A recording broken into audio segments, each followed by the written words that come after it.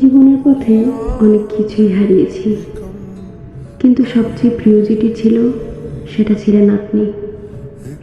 গল্পটা খুব বেশি বড় ছিল না, তবুও সেই অল্প সময়ে আপনি হয়ে উঠেছিলেন আমার সব কিছু।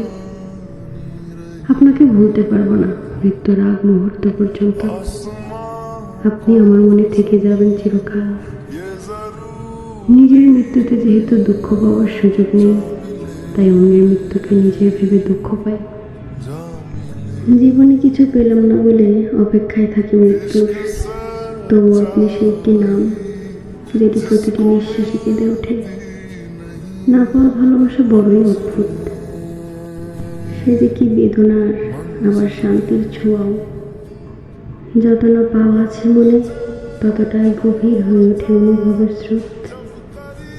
নিজের ধ্বংস দেখে আমি নিজেই হাসি। দেখুন না, আমি ধ্বংসের শেষ প্রান্তে। আপনি কি আছেন আর আমার হয়ে? আফসোস কেন হবো না বলুন তো?